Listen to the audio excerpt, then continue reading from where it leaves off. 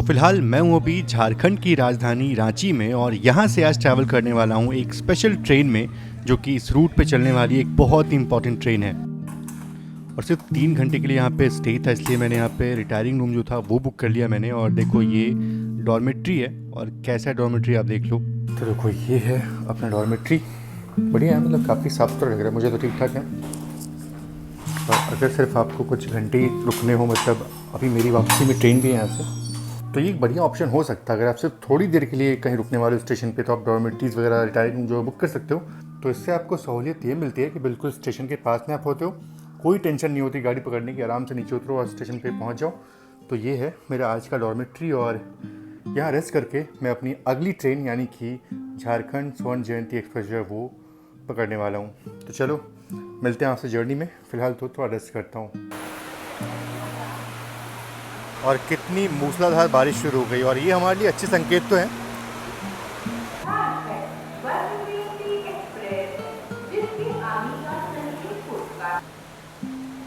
और क्या शानदार बारिश हो रही है और ये रूट जो है ना वो ऐसी बारिश में और खूबसूरत दिखने वाला है। बाकी आज मैं ट्रैवल कर रहा हूँ ट्रेन नंबर 12873 झारखंड स्वर्ण जयंती एक्सप्रेस में वाया बरकाकाना।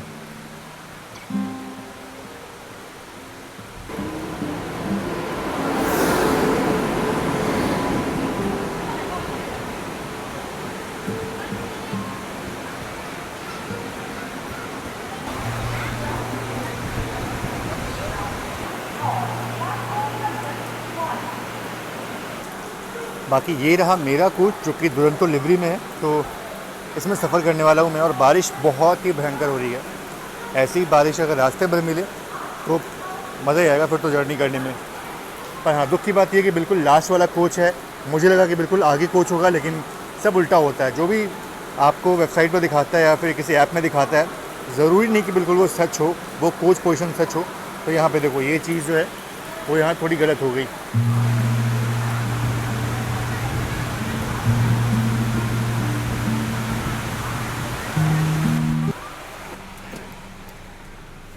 ये चीज़ अच्छा हुआ कि साइड डोर मैंने ऑप्ट की थी और साइड डोर मिल गई मुझे, तो अब जर्नी करने में कोई दिक्कत नहीं होगा, मतलब आराम से जर्नी कर सकता हूँ मैं, प्राइवेसी थोड़ी रहेगी यहाँ पे। और क्या बढ़िया बारिश हो रही है, मतलब इस बारिश में वो जो सेक्शन है ना, मतलब मुरी से बरकाकाना का सेक्शन जो है ना, वो बहुत मज़ेदार होने वाला है। तो बस, और देखो अभी सिर्फ दोपहर के 2 बजे हो, ऐसा लगता है कि शाम के 5-6 बजने वाले हो, मतलब ऐसा हो चुका है पूरा बाहर का मौसम। तो बिल्कुल अपने तय वक्त यानी कि दोपहर के 2:05 पे डिपार्चर हो चुका है अपना रांची रेलवे स्टेशन से।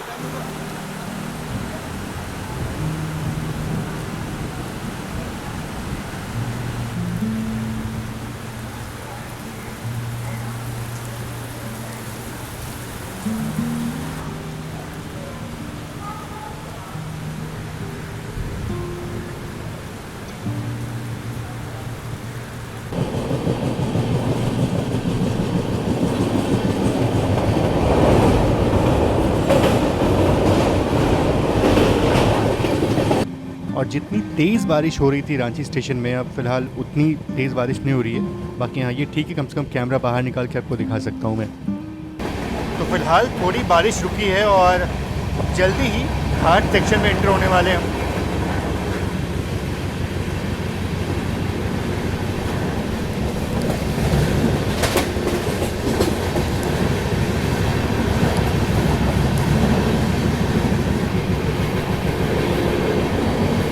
अगर आपको याद हो तो मैंने रांची राजधानी एक्सप्रेस में ये रूट आपको दिखाया था आखिर में, और यहाँ बिल्कुल शुरुआत में ये रूट देखने को मिल रहा है। बाकी ये तो कुछ भी नहीं है, आगे और भी खूबसूरती देखने को मिलने वाली है इस रूट की।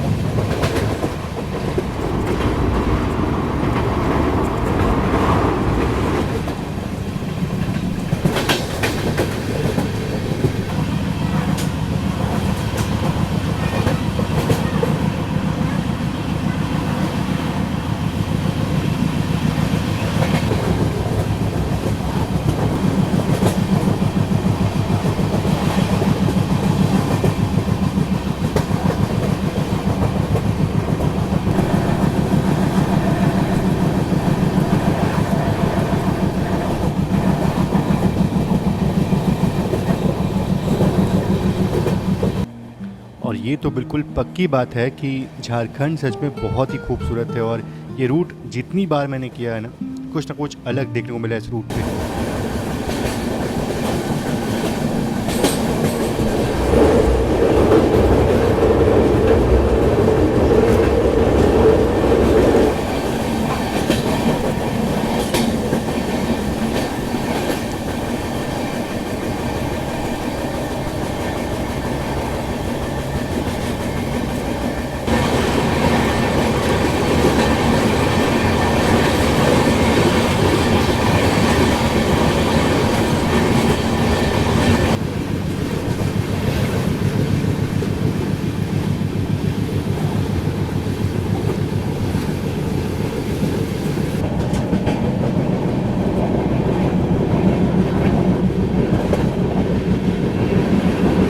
रांची से मुरी के बीच का जो घाट सेक्शन है वो तो ख़त्म हो चुका है, क्योंकि अभी हम बस सिली पहुंचने वाले हैं, उसके बाद से मुरी पहुंच जाएंगे हम। तो ऑलमोस्ट ही घाट सेक्शन अब ख़त्म हो चुका है। बाकी अब उसके बाद ना मतलब मुरी के बाद जो हमारी ट्रेन बरकाकाना की तरफ मुड़ेगी तो वो रूट भी एक्सप्लोर करने लायक है, तो वो देखना है कि वो कितना खूबसूरत होने वाला है। बाकी अगर हमारी ट्रेन बोकारो सिटी की तरफ जाती तो शायद उतना कुछ देखने को नहीं मिलता, मतलब नॉर्मल सा रूट है वो, लेकिन ये बरकाकाना वाला रूट जो है वो देखते हैं कितना खूबसूरत होता है। फिलहाल तो बस मुरी पहुँचने वाले हैं, और जहाँ ट्रेन 50-60 की रफ्तार में चल रही थी अब वो ट्रेन आराम से 110 की रफ्तार में चल रही है। तो ये अपनी जर्नी का सेकंड हॉल्ट, हाँ जी पहला हॉल्ट रांची था, क्योंकि ट्रेन जो है वो हटिया से चलती है। बाकी हाँ यहाँ से एक लाइन जो है वो सीधा निकलती है बोकारो स्टील सिटी की तरफ, जो कि आगे निकल जाएगी धनबाद वाली लाइन पे, मतलब वहाँ से आप गोमो में निकल सकते हो। तो ये एक लाइन हो जाती है, और एक लाइन यहाँ से निकलेगी बरकाकाना की तरफ। मतलब बोकारो सिटी वाला रूट तो मैंने देखा हुआ है, लेकिन ये रूट जो है ये मैंने नहीं देखा हुआ है, तो मुझे देखना है कि ये रूट कितना खूबसूरत है, कैसा है। बाकी हाँ बारिश बहुत हो रही है, पूरा रूट जो है वो हरा भरा हो रखा है, तो काफ़ी देर से हमारी ट्रेन यहाँ पे रुकी हुई है, और मुझे लगता है शायद और 10 मिनट ट्रेन यहाँ पे रुकने वाली है। और जब तक हमारी ट्रेन यहाँ पे रुकती है तब तक मैं बिनोमो, जो कि एक ऑनेस्ट ट्रेडिंग प्लेटफॉर्म है जहाँ मैं बैठे बैठे आसानी से कहीं से भी ट्रेडिंग कर सकता हूँ और एक एडिशनल इनकम जनरेट कर सकता हूँ। और ये इतना आसान है कि कोई भी इसे आसानी से सीख सकता है और यूज़ कर सकता है। यहाँ पे आप अनलिमिटेड डेमो अकाउंट से ट्रेडिंग सीख सकते हैं और अपने स्किल्स को और एनहांस कर सकते हैं, और जैसे ही आपके अंदर कॉन्फिडेंस आ जाएगा उसके बाद आप रियल अकाउंट पर स्विच करके ट्रेडिंग शुरू कर सकते हैं। तो यहाँ पे आपको डेमो अकाउंट मिल जाता है, जिसमें आपको कुछ बैलेंस जो है वो मिल जाता है, तो यहाँ से आप अपनी ट्रेडिंग जो है वो कर सकते हो, मतलब सीख सकते हो यहाँ से आप। और उसके बाद से अब मैं अपने रियल अकाउंट से ट्रेड जो है वो करने वाला हूँ। तो चलिए मैं भी यहाँ पे अपना एक ट्रेड जो है वो ओपन कर लेता हूँ, और यहाँ पे मैं अप पे सेट करूँगा अपना ट्रेड और देखता हूँ कि क्या होता है। मतलब थोड़ा वेट करना पड़ेगा मुझे यहाँ पे।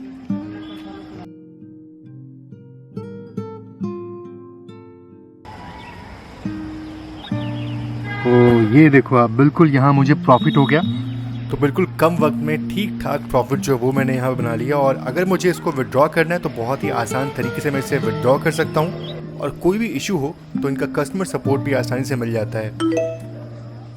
तो देखा कितना आसान है बिनोमो पे ट्रेडिंग करना, और कोई बड़ी आसानी से थोड़ा बहुत प्रैक्टिस करके इसे सीख सकता है। और एक और चीज़ है कि अगर आप विड्रॉ करना चाहते हो अपने प्रॉफिट को, तो बहुत ही ईजिली अलग अलग पेमेंट ऑप्शन से आप विड्रॉ कर सकते हो अपना प्रॉफिट। तो फिर देर किस बात की, डिस्क्रिप्शन बॉक्स में दिए गए लिंक से या फिर पिन कमेंट में दिए गए लिंक से बिनोमो ऐप को डाउनलोड करिए, रजिस्टर करिए, डेमो अकाउंट बनाइए और प्रैक्टिस करिए और अपनी ट्रेडिंग जर्नी की शुरुआत करिए। और साथ ही साथ अगर अपने फ्रेंड्स को इन्वाइट करते हो तो आपको अच्छा खासा बोनस जो है वो भी मिल जाएगा। और ये देखो उस तरफ कितनी बारिश हो रही थी, और यहाँ पे आसमान बिल्कुल साफ़ हो चुका है। और लास्ट कोच होने का दिक्कत ये है कि अगर मुझे कोई भी चीज़ खरीदनी होगी खाने पीने की तो वो मुझे नहीं मिलने वाली। अगर कोई बड़ा स्टेशन होगा तो मिल जाएगा, अगर कोई छोटा स्टेशन होगा तब तो फिर भूल जाओ कि वो बिल्कुल बीच में ही होता है। जैसे यहाँ पे सिर्फ एक स्टॉल दिखा मुझे और बिल्कुल बीच में था ये।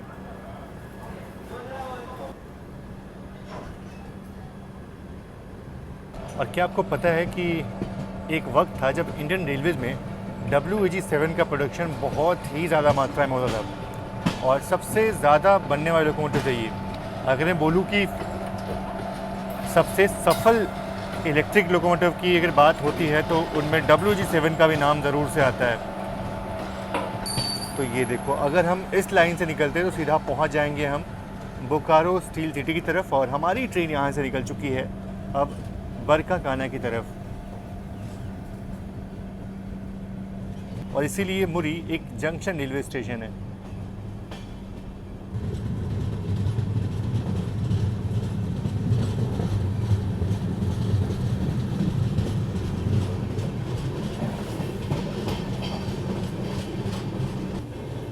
तो चलिए फाइनली यहाँ से अब ये रूट बिल्कुल नया होने वाला है मेरे लिए।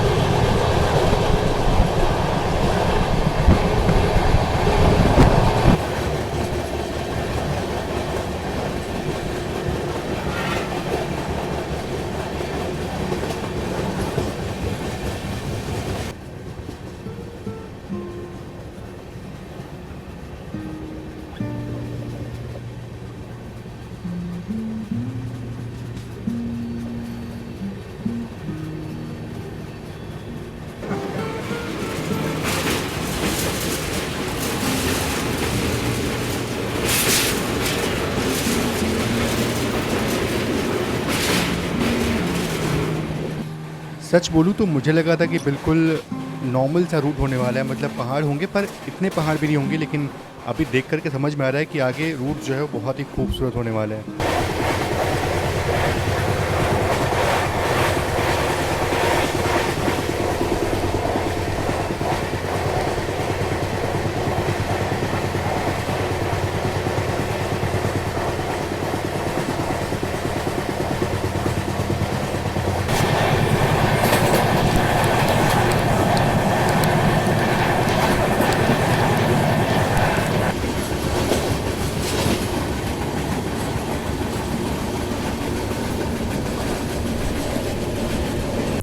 मेरे ख्याल से जो रूट है पूरा ऐसे देखो, ये खूबसूरत छोटी सी नदी जो है वो क्रॉस हुई। बाकी यहाँ पे ना मैंने मैगी अपने लिए ऑर्डर कर लिया था इस ट्रेन का। अब देखते हैं कि मैगी जो है वो कैसा होता है। पहली बार मैगी जो वो देख रहा हूँ मैं ट्रेन में। तो ये कुछ ऐसी मैगी मिलती है ट्रेन के अंदर। टेस्ट ठीक है, कुछ ज़्यादा ही कुकड है इसलिए थोड़ी सी ज़्यादा ही सॉफ्ट हो चुकी है। बाकी हाँ चलो अब इस ट्रेन का खाना जो है वो भी ट्राई करते हुए चलेंगे कि कैसा मिलता है हर चीज़। और जो भी ट्रेन में मिलेगा ना वो सब मैं चीज़ खाना चाहूँगा। और बाहर से ई कैटरिंग से कुछ ऑर्डर नहीं करूँगा, मैं सब ट्रेन का ही खाना खाऊँगा आज मैं। तो ये रामगढ़ कैंट रेलवे स्टेशन है और इसके जस्ट बाद बरकाकाना जो है वो आता है। और एक और चीज़ है कि इस पूरे एरिया में ना माइनिंग बहुत होती है। मतलब यहाँ पे आपको बहुत सारे कोल माइनिंग जो है वो दिख जाएगी। तो पूरी इंडस्ट्री यहाँ की कोल माइनिंग वाली है।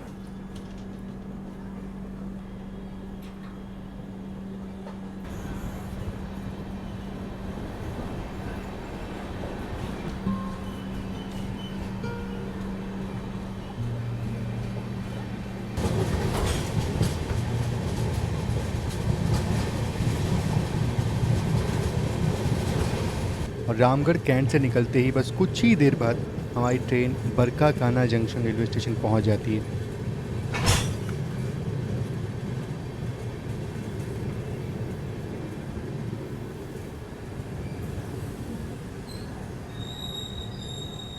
तो वक्त हो चुका है शाम के 4:30 बजे का और फिलहाल पहुंचे हैं बरकाकाना जंक्शन रेलवे स्टेशन। और पहले इंप्रेशन में क्या खूबसूरत लग रहा है स्टेशन। देखो बिल्कुल मतलब इतने सारे पेड़ यहाँ पे लगाए गए ना कि ये देख करके बड़ा अच्छा लग रहा है कि किसी भी स्टेशन पे इतने सारे पेड़ हो, शेड भी हो ठीक है, पेड़ भी हो तो बड़े अच्छे लगते हैं वो स्टेशन। तो और बहुत ग्रीनरी रहती है और बहुत अच्छा फील होता है। बाकी चलो अगर बात करूँ मैं बरकाकाना की तो ये एक जंक्शन रेलवे स्टेशन है। और जंक्शन इसलिए है क्योंकि यहाँ से एक लाइन इधर से हम आ रहे हैं यानी कि ये मुरीवाई लाइन हो गई, और एक लाइन ना यहाँ से चंद्रपुरा की तरफ से आती है जो कि आगे गोमो तक जाती है। तो वो लाइन यहाँ पे आके मिलती है।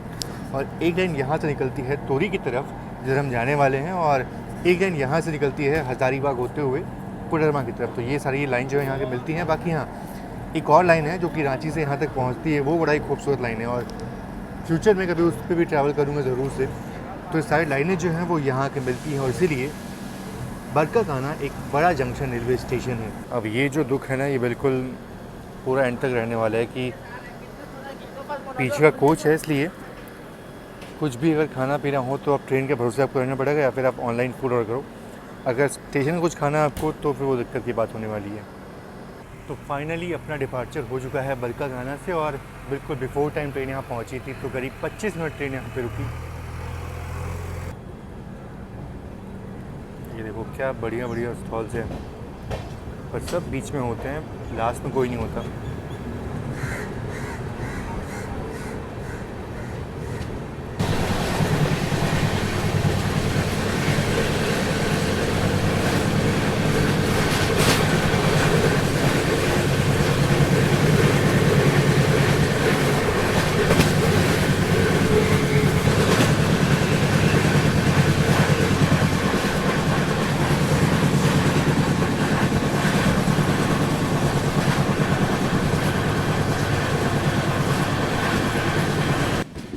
वैसे तो सारे स्टेशन में कवर करने जाऊंगा तो वीडियो बहुत ही लंबा हो जाएगा, इसलिए मैं यहाँ पे कुछ चुनिंदा स्टेशन ही दिखाने वाला हूँ आपको इस रूट के।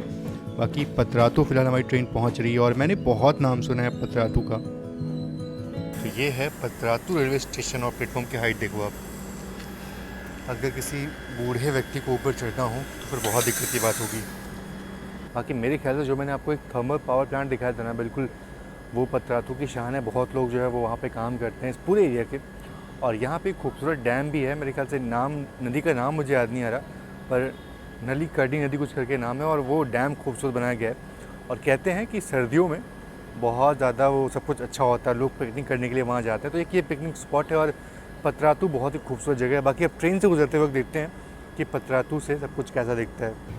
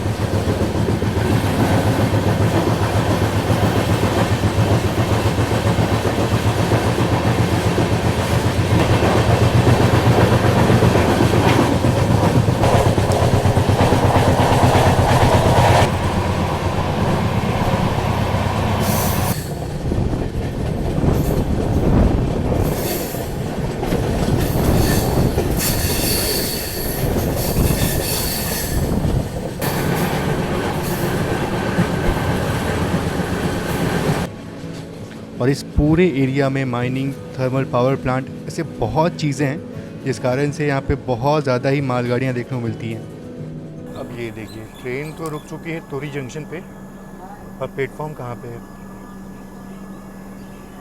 मतलब प्लेटफॉर्म इतना छोटा है कि ये देखो पीछे जनरल क्लास के लोग भी ऐसे कूद के उतर रहे हैं। और ये सोचो कि अगर मान लो किसी बुजुर्ग व्यक्ति को यहाँ से उतरना होता तो फिर कैसे उतरता वो। तो जो लोग इस वाले कोच में हैं भाई, उनको तो उतरने के लिए जगह है ही नहीं, वो आगे जाके उतरेंगे। मतलब ये स्टेशन जो है वो इतना अच्छा डेवलप नहीं है। बाकी बात करूँ अगर मैं तोरी जंक्शन की, तो जंक्शन इसलिए है क्योंकि यहाँ से एक लाइन इधर से हम आ रहे हैं, यानी कि मुरीबाई लाइन। एक लाइन यहाँ से निकलती है बरवाडी की तरफ, जो कि आगे निकल जाएगी चौपन की तरफ। और एक और लाइन है जो कि मेरे ख्याल से अभी ठीक से बनी नहीं है, आगे वो जाकर के कोडरमा मिलने वाली है, पर वो लाइन कंप्लीट शायद हुई नहीं है। तो ये सारी लाइनें जो है वो यहाँ के मिल रही हैं। इसलिए तोरी जो है एक जंक्शन रेलवे स्टेशन है। बाकी स्टेशन बहुत छोटा है, ये फैसिलिटीज़ बहुत कम है यहाँ पे। प्लेटफॉर्म की हाइट भी आप देखो तो बहुत ज़्यादा हाइट है।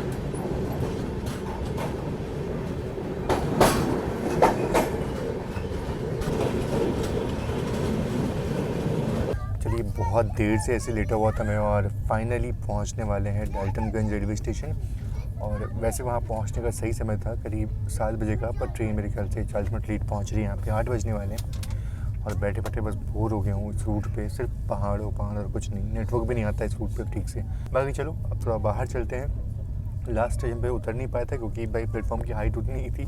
अभी देखते हैं कि डाल्टनगंज जो है वो शायद बड़ा स्टेशन है, तो वहाँ पे आराम से नीचे उतरेंगे, थोड़ा वॉकिंग करेंगे और थोड़ा अच्छा रहेगा, क्योंकि यहाँ बैठे बैठे तब तो बोर हो चुका हूँ मैं।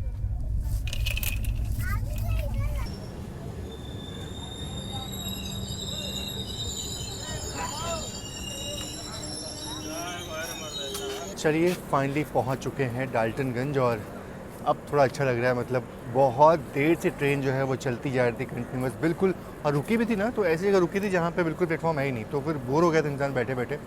और यहाँ पे मैंने अपना खाना जो भी ऑर्डर किया था, तो देखते हैं कि वो आता है कि नहीं। हालांकि मैंने टेस्ट कर लिया था अंदर खाना, तो मुझे थोड़ा डाउट लगा कि कम से कम इस बार तो खाना ले लेता हूँ मैं, बाकी बाद में जो होगा देखा जाएगा। तो ऑर्डर तो मैंने कर दिया था, देखो शायद वही भैया है मेरे ख्याल से।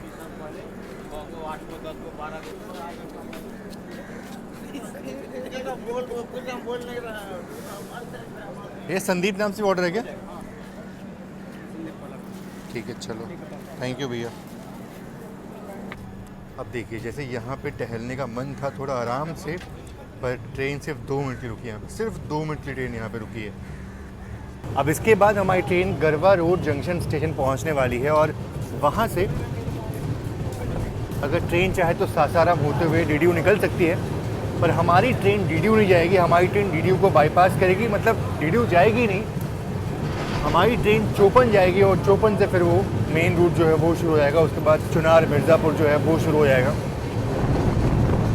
और पहली बार मैं इस रूट पे सफ़र करने वाला हूँ, हालांकि वो भी रात के वक्त में सफ़र कर रहा हूँ, पर फिर भी।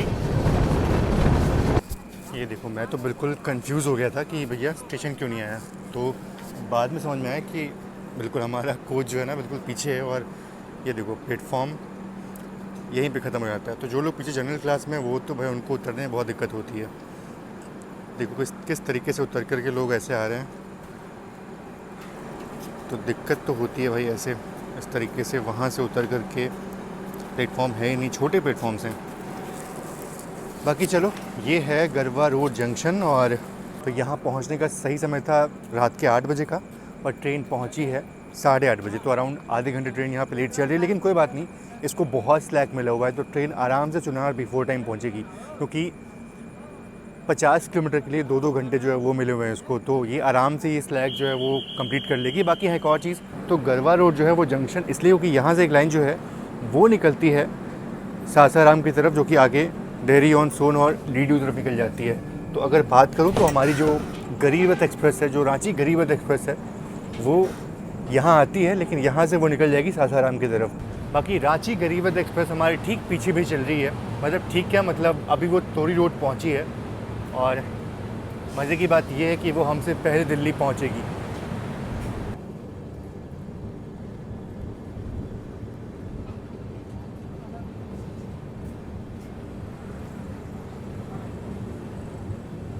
तो वैसे इस रूट पे ना आपको ज़्यादा खाने पीने का ऑप्शन मिलेगा नहीं, स्टेशन पे मिलेगा, लेकिन वही आपका कोच जो बीच में होना चाहिए। अगर एकदम आगे एकदम पीछे, तब तो बहुत दिक्कत होने वाली है आपको। डाल्टनगंज से अपने लिए फ्राइड राइस जो है वो ऑर्डर कर लिया था, और काफ़ी अच्छे रेट में मिल गया मुझे ये। बस देखते हैं कि इसका टेस्ट जो है वो कैसा होता है। काफ़ी बढ़िया क्वांटिटी दी हुई है उन्होंने, बहुत ही कमाल का टेस्ट है, मतलब जैसा घर में बनता है ना बिल्कुल वैसा ही है। और इन छोटे छोटे शहरों की बात ही वही होती है कि आपको बिल्कुल ऑथेंटिक वहाँ का जो टच होता है ना वो मिलता है। तो ये चीज़ थोड़ी सी अच्छी लगती है मुझे। बाकी चलो, अभी अपना डिनर जो है वो फिनिश करता हूँ, और मैं आपसे सीधा मिलता हूँ रेणुकूट में, क्योंकि रेणुकूट स्टेशन मैंने कभी देखा नहीं है। हालांकि बहुत सारे स्टेशन मैंने देखे नहीं, इस रूट पहली बार आ रहा हूँ मैं, लेकिन नाम सुना है मैंने रेणुकूट का। तो बस वो स्टेशन देखना है मुझे, पीसफुल स्टेशन होगा वो। चलो, सभी लोग जो हैं वो ऑलमोस्ट सोने की तैयारी कर रहे हैं। रेणुकूट पहुंच रहे हैं क्या?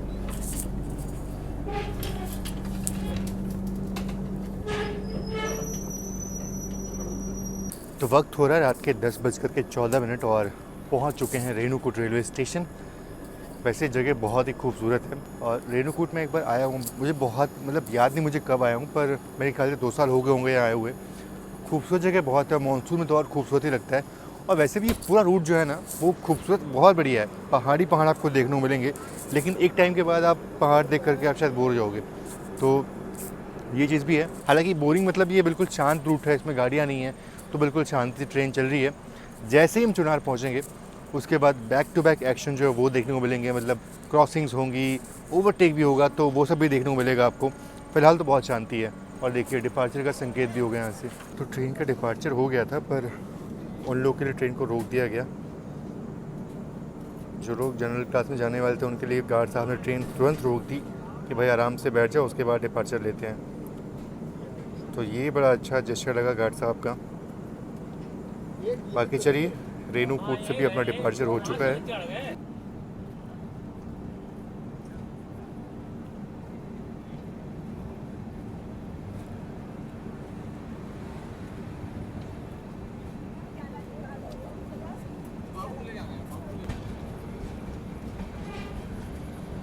अब बात करूँ अगर रेणुकूट से चोपन की दूरी की ना, तो वो अराउंड सिर्फ 42 किलोमीटर की है। पर इसके लिए इस ट्रेन को करीब 2 घंटे का वक्त दिया गया है, तो चोपन बिफोर टाइम ट्रेन क्यों ना पहुँचे। अभी तो फ़िलहाल आधे घंटे डिले से पहुँची है यहाँ पे, और वैसे भी 2 घंटे का स्लैक मिला हुआ है इसको, तो मेरे ख्याल से बिफोर टाइम ही पहुँचेगी चोपन। और उसके बाद भी चोपन और चुनार के बीच में भी इसको काफ़ी स्लैक मिला हुआ है, तो इसीलिए ये ट्रेन लेट तो होती है, यहाँ तक रेणुकूट तक लेट होती है, लेकिन रेणुकूट के बाद ट्रेन जो है वो बिल्कुल बिफोर टाइम पहुँचती है चोपन और चुनार। तो अब जितना बिफोर टाइम पहुँचे उतना बढ़िया हमारे लिए, तभी तो राजधानी के साथ एक्शन देखने को मिलेगा। गरीबी ओवरटेक कर सकती है, और अगर ऐसा नहीं है, लेट पहुँचेगी तो बात ही खत्म है फिर तो। बाकी कोच में ऑलमोस्ट सभी लोग जो है वो सो चुके हैं, तो डिस्टर्ब करना बिल्कुल ठीक नहीं है। कुछ कुछ सीटें खाली ज़रूर से हैं, पर चलो ये रहा मेरा साइड लोअर, और मेरे ख्याल से यही वो हिंडाल्को की फैक्ट्री लग रही है मुझे, बिल्कुल उसके करीब से गुजर रहे हैं। थोड़ी क्वालिटी आपको ख़राब दिख रही होगी बिल्कुल, क्योंकि अंदर से मैं शूट कर रहा हूँ सब। तो फाइनली पहुँच चुके हैं चोपन रेलवे स्टेशन पे, और यहाँ आते आते हल्की हल्की बूंदाबांदी शुरू हो चुकी है।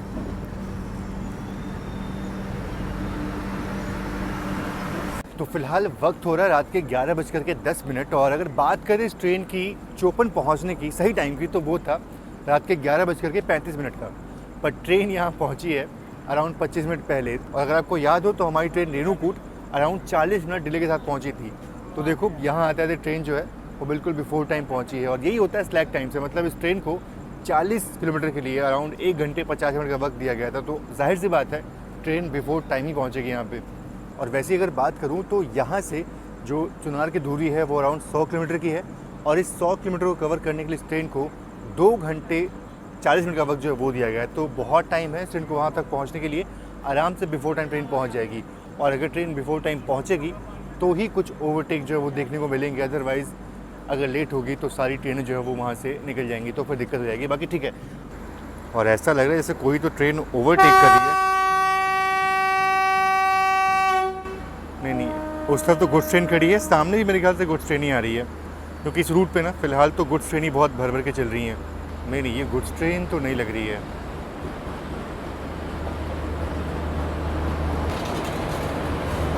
ये है मदार कोलकाता।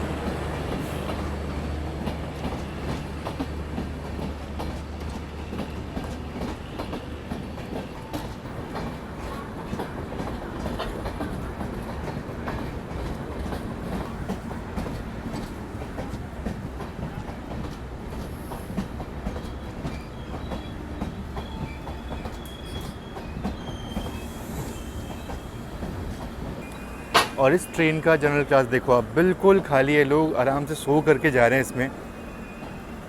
तो कुछ कुछ ट्रेनों का हाल जो है वो काफ़ी बढ़िया है, और कुछ कुछ ट्रेनों का हाल आप देख सकते हो इसमें इतनी भीड़ होती है। चलिए भाई, हमारी ट्रेन को निकलने में तो काफ़ी वक्त बचा हुआ है, करीब 15 मिनट का वक्त बचा हुआ है। और ये जो मदार कोलकाता है ना, इसका अभी यहाँ पे रिवर्सल होने वाला है। यहाँ पे लोकोमोटिव जो है वो लगाया जाएगा, आगे से जो लोकोमोटिव वो पीछे की तरफ लगाया जाएगा, तो इसीलिए ये ट्रेन भी अभी काफ़ी देर यहाँ पर रुकने वाली है।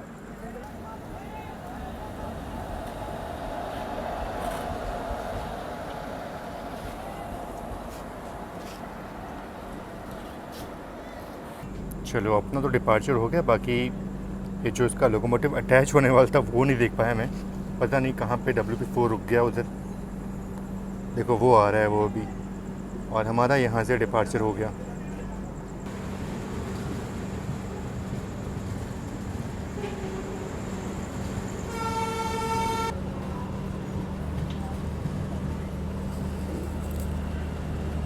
चलिए अब चलता हूँ, थोड़ा रेस्ट करता हूँ और देखता हूँ मतलब नींद कहाँ खुलती है। अभी सोनभद्र आने वाला है, तो शायद से मैं सोनभद्र दिखा नहीं पाऊँगा। जो लोग सोनभद्र के हो भाई, उनको हाय हेलो। देखो नींद बिल्कुल नहीं हुई है, मैं सोच रहा हूँ कि थोड़ा बहुत एक नींद जो है वो मार लूँ, और उसके बाद से चुनार में अगर नींद खुलती है तो फिर मैं ओवरटेक जो है वो दिखाऊँगा। फ़िलहाल तो थोड़ा चल कर के आराम से थोड़ा बैठूँगा, क्योंकि दिन भर से ही रिकॉर्डिंग जो है वो चल रही है, तो मेरे ख्याल से फ़िलहाल तो रेस्ट की बहुत ज़्यादा ज़रूरत है। तो चलिए फ़िलहाल करता हूँ मैं रेस्ट और सीधा आपसे मिलता हूँ इस वीडियो के सेकंड पार्ट में, जहाँ हम देखने वाले हैं कि क्या हमारी ट्रेन ऑन टाइम चोपन पहुँचती है और उसके बाद की जर्नी बहुत ही एक्साइटिंग होने वाली, क्योंकि बहुत सारी ट्रेनें जो हैं वो ओवरटेक करने वाली हैं, क्रॉस होने वाली, जब हम मेन सेक्शन पे आने वाले होंगे। तो चलिए थोड़ा सा इंतज़ार करिए, मिलते हैं आपसे नेक्स्ट पार्ट में। तब तक के लिए आप सभी का बहुत बहुत धन्यवाद। जय Hind and God bless you all.